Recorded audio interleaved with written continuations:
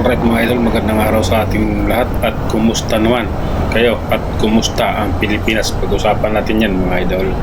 At ayun na nga mga idol, lahat ng paraan, lahat ng gagawin ng mga congressman o sa kongreso para lang mawala si BP Inday Sara Duterte, So lahat ng bagay ginagawa nila ngayon, lahat inaano nila, inuungkat kung saan sila nagpapail ng kaso, kung saan sila matakbo, tulad ng sa DOJ, ngayon sa sa ombudsman. At ito yung pakinggan yung mga idol, yung ng ombudsman ay balita regarding sa ombudsman na kaso. Hindi sila ang naghain ito. Yan ang ulat ni Mela Desmoras. Nilinaw ni House Spokesperson Attorney Princess Abante na hindi naghain ng reklamo ang Kamara laban kay Vice President Sara Duterte sa Office of the Ombudsman. Ito ay matapos atasan ng Ombudsman ang Vice Presidente at iba pang personalidad na magsumite ng kanilang counter affidavit kaugnay sa mga kasong plunder, falsification of public documents, technical malversation, bribery at betrayal of public trust na inihain laban sa kanila. Ayon kay Attorney Abante, nagbigay lang ng report o narinig nyo mga idol, kung anong lahat na lang ng parang ginagawa nila, tapos sabihin nila hindi sila yung may gawa. Makita mo, hindi daw ang mga house nag-file ng complaint. Sino pa ang nag-file ng complaint? Hindi yun lamang mga MP at kagalit yung galit sa mga Duterte, yun lang naman ang may kagagawan yan.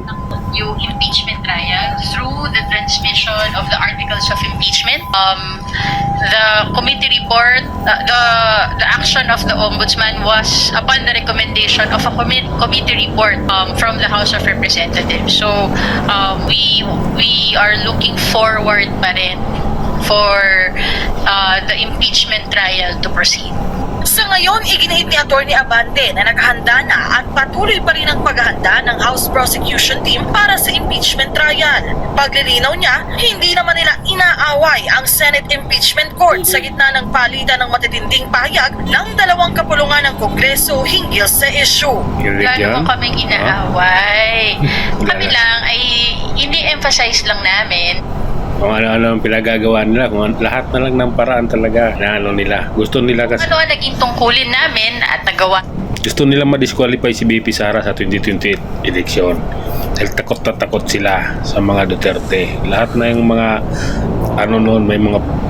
lahat ng mga oligarchs nung panahon ni Tatay Digong na humina, ngayon lumakas at gusto nila sa 2028 hindi makapasok si Sara Duterte, nang sa ganun lalakas pa silang lalo.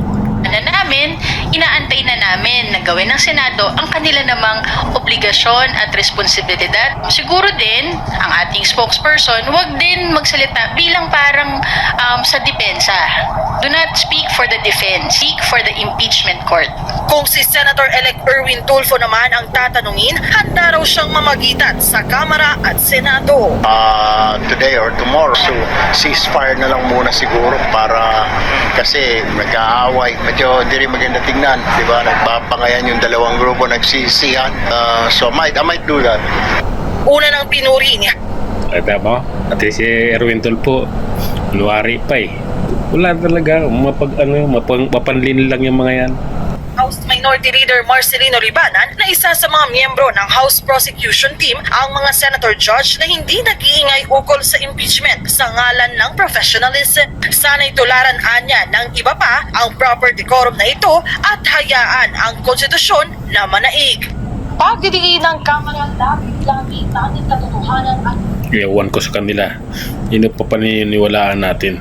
Tayong mga tao, tayong mga basta-basta lang ba tayong lulukuhin ng mga yan? Ngayon po, tragis sila.